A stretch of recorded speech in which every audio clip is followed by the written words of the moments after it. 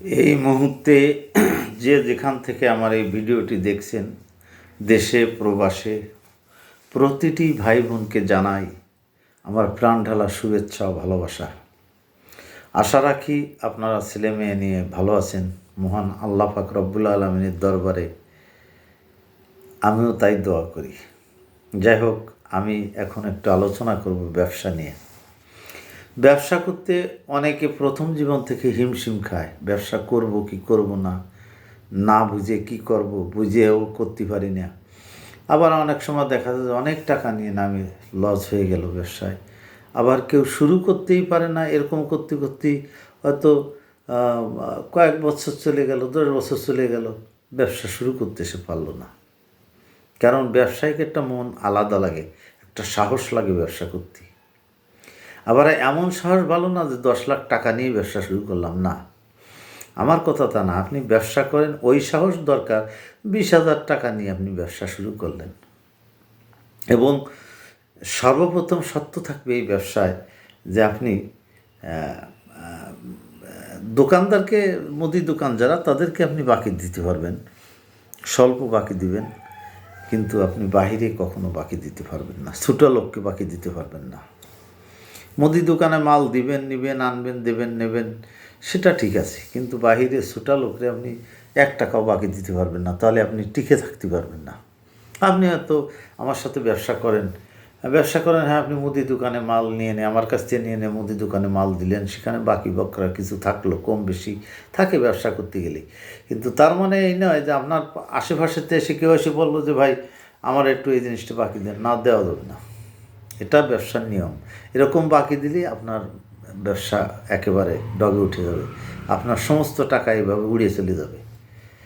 1 টাকাও বাকি দেওয়া যাবে না। আপনার কথা একটা থাকবে যে না, আমি কোম্পানির মাল বিক্রি করি, 1 টাকা বিক্রি করলে 1 টাকায় আমার মালিককে দিতে হয়, হয় আমার মাল দেখাতে হবে, নয় টাকা দিতে হবে, তা কাজে আমি বাকি দিতে পারবো না। আমার সাথে ব্যবসা করে আজকে দুঃখী মায়ের মুখে হাসি ফুটিয়েছে অনেকেই। তারা আমার ফোন দেয়, বাবুল ভাই আমি ভালো আছি।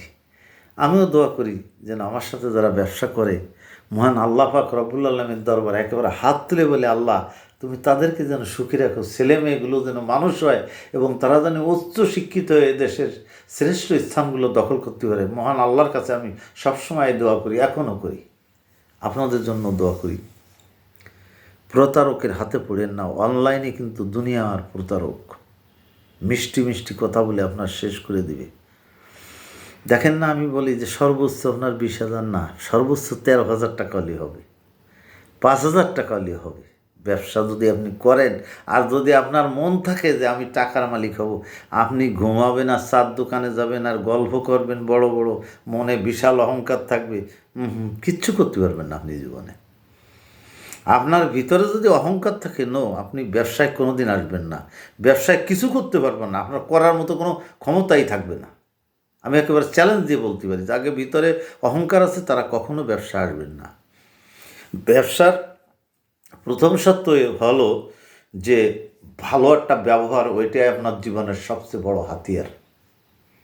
কাকা আসসালামু আলাইকুম, আঙ্কেল আসসালামু আলাইকুম, রাজীব সাহেব কেমন আছেন, এ ধরনের কথা বলতে হবে। অত্যন্ত ধৈর্যশীল মানুষ হতে হবে। আজকে আপনি 5 কেজি মাল বিক্রি করছেন, মন খারাপ সারাদিনে, না ভাই, আস্তে আস্তে যখন ঘুরবেন একদিন মার্কেটটা পুরো আপনার হাতের মুঠোয় চলে আসবে। মনে রাখবেন, কষ্ট ছাড়া পৃথিবীতে কেউ বড় হতে পারেনি। যত বড় বড় কোম্পানি দেখেন, ওর পিছন দিকে আপনি তাকায় দেখেন ও কোথায় ছিল, ও গলির থেকে আজকে রাজপথে গেছে সে। আপনি মানুষ না, আপনার জেদ নাই? ও যদি পারে, আপনি ভাবেন না কেন? ওর কি হয়েছে? ওর তো 2টো চোখ, আপনারও 2টো চোখ, ওর 2খান হাত, আপনারও 2খান হাত, তা কী হয়েছে? ও নাহলে শিক্ষিত, আপনি অশিক্ষিত, আপনি অল্প জানেন, ও একটু বেশি জানে, কিন্তু জ্ঞান তো আল্লাহ আপনার একই দিয়ে দিয়েছে। তার বেরেনও যা, আপনার বেরেনও তাই। বেরেন খাটায় আপনি ওই পর্যন্ত পৌঁছতে পারবেন, আপনি বেরেনই খাটাতে পারেন না। আপনার একজন একটা কলি, আপনি রাগ হয়ে গেলেন, না, হবে না। দেখবেন কেউটো সব কিন্তু সবাই ভয় করে, আবার কেউটো সবে বাচ্চা ফুটোয়, বাচ্চা সামনে আসুক, বুড়ো সামনে আসুক, বড়ই মারিয়ে ফেলায়। কেন? কারণ ওরা ফোঁস করে ওঠে। আর দোড়া সাপ ওরা ফস করে না কখনো, এদের দোড়া সাপে কেউ মারে না। আর কেউটা সাপ দেখলেই মেরে ফেলায়। কারণ কি ভাই? কেউটো সাপ আর দোড়া সাপের পার্থক্য কী? অর্থাৎ দোড়া সাপ ওরকম মোটা মোটা একটা খাইয়ে দেখবেন, কেউ সামনে বাঁধলেও কিছু কয় না, দেখ গিয়ে মানে। কিন্তু কেউটো সাপ বাঁধলে একেবারে তার মানে ও ফস করে ওঠে।